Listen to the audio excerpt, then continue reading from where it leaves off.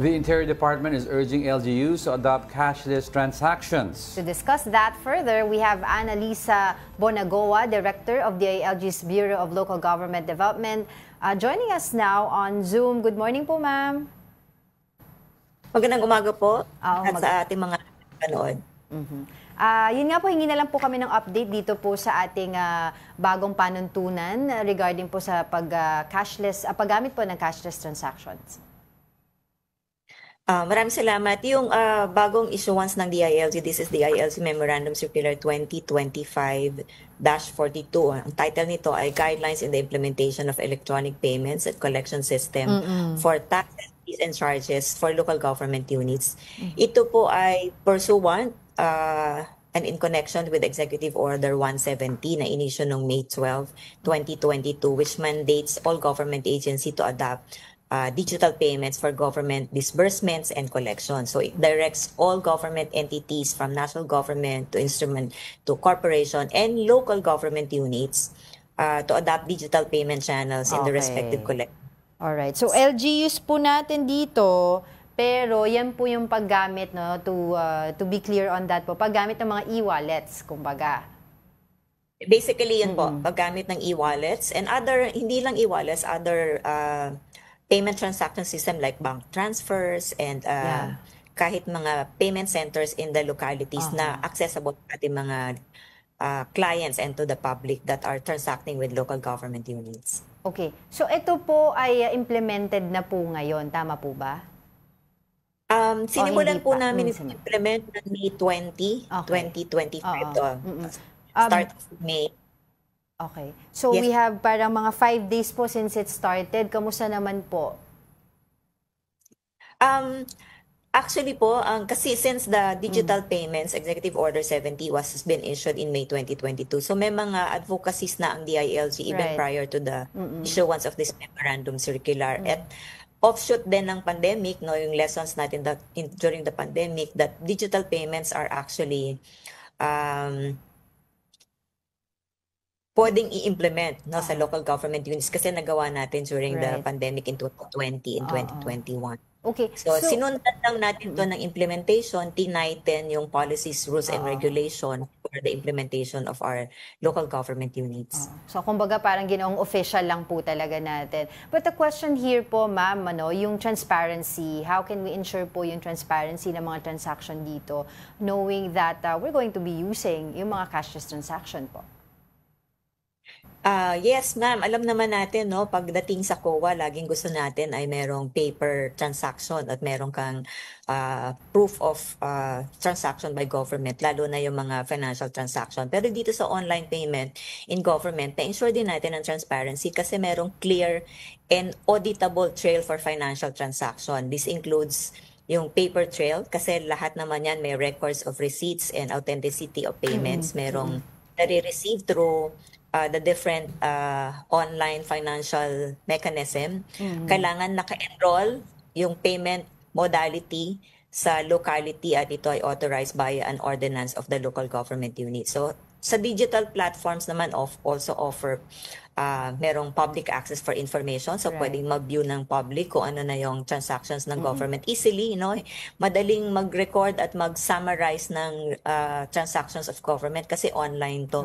At madaling monitor yung spending ng government. At isa pa dito, nami-minimize natin yung face-to-face transaction with government offices and employees. Kasi what you receive as payment or tax order of payment o kung ano man yung fees na babayaran nila are the actual fees generated by the system of local government units. Hindi ito nanggagaling kung kaninong official or employees lang ng local government. These are direct.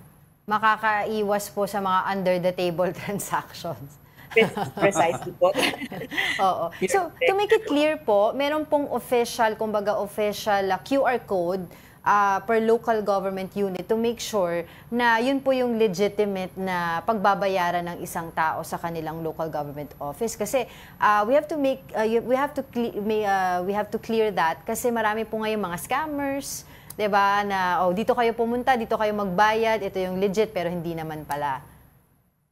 Kasama po yan sa issuance ng DILG yung paalala sa ating mga constituency na i-access lang nila lahat ng authorized QR codes sa websites ng ating mga local government units. Hindi sila pwedeng magdepende sa website lang ng kung saan na nakukuha nila online. Dapat doon sila pupunta sa website pa rin ng local government units, at lahat ng local government units ngayon may mga Facebook pages. Pwede nilang makuha ang QR code para diretso silang magbayad.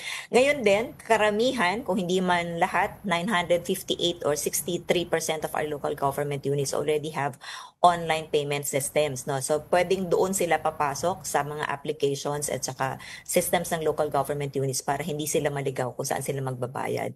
Ngayon din, karamihan sa mga local government units depende sa transaction. Kung ito ay business permit system, meron na silang online system. Kung ito naman ay construction permit, meron din silang separate system. Kung ito ay payment of taxes, may separate system. So ang ating publiko, ang ating constituency ay pupunta lang doon sa mga available systems ng ating mga local government units at diretso na sila doon nagbabayad.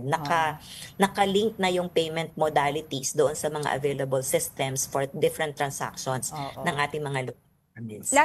Go ahead. Meron po kayong kasi of course, moving into the digital age, we're all transitioning into that. But do you have a guide or a place where most of our kababayans could mabasa nila ano yung mga guidelines regarding cashless transactions? Kasi I'm sure ang dami nagtatanong pa rin, they want more information, paano malalaman kung ano yung fake from real.